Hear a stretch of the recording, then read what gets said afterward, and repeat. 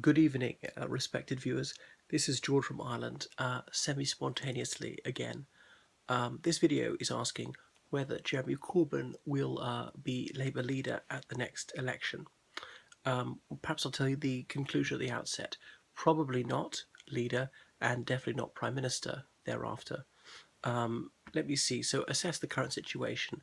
With 3 months since the last Westminster election, and Jeremy Corbyn, he exceeded all expectations. He confounded his critics by leading his party from 24% in the opinion polls at the beginning of the campaign to 40% in the actual poll. So that was a creditable result. They gained quite a few seats. However, the main point is he failed in his duty as leader of the opposition to become Prime Minister. So it looks like there won't be a leadership challenge for a while. There was an attempted coup against him within the Labour Party last year, and he comfortably fended off a leadership challenge from Owen Smith. Looks like there's storm clouds on the horizon for Labour over the next 5 years, because there probably won't be an early election.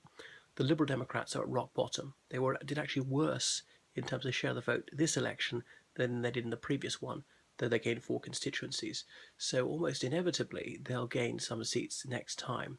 Sir Vincent Cable is their leader, but he has hinted that he will step down after a couple of years and hand over to a younger leader, possibly Joe Swinson. He can scarcely hand over to an older leader than himself. The SNP may not fall much. They might even stagnate. They're very unlikely to make gains at Westminster the next election. So Labour can't take it as inevitable that they're going to claw back territory in Scotland or anywhere else. Theresa May will hang on for 2 years at the outset.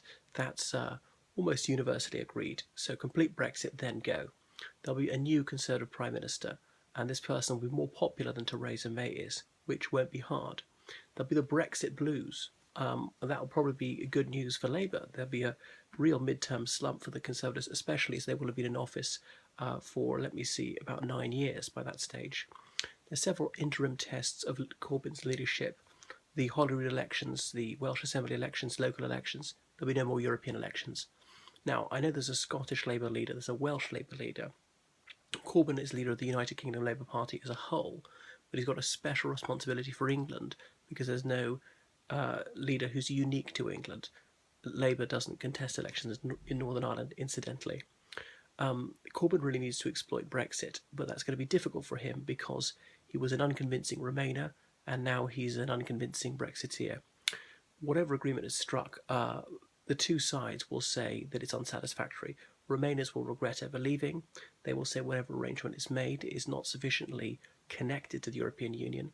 Hardcore Brexiteers will say they want a Brexit Max, and any agreement with the EU will fall short of their aspirations. So the Tories are tearing themselves apart. That's quite good news for Labour right now. It's this issue which has dogged the Conservative Party for a quarter of a century.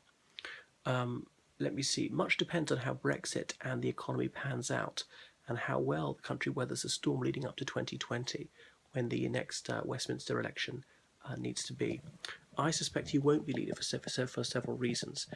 By that stage, he will have been leader of the opposition for about 7 years. The public will get bored of him. On the other hand, he won't be this wild man of the far left. He'll be part of the furniture. He'll be like a Michael Foot without the intellect. But I think he had one chance to make it. Like Neil Kinnock failed to become Prime Minister in 1987. He lost again in 1982.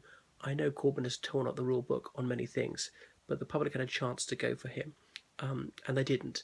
I know liking a leader and liking the party are not quite the same thing, but they're closely connected. There are other difficulties for Labour. The Conservatives are doing better amongst ethnic minority voters than before, and the ethnic minorities are growing significantly.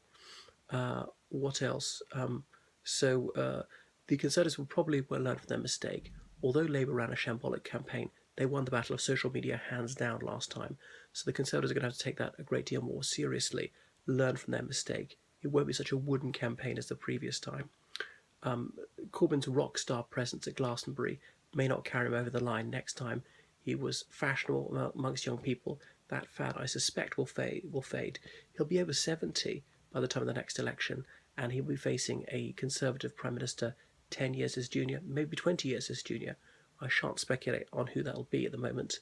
That's the contents of another video.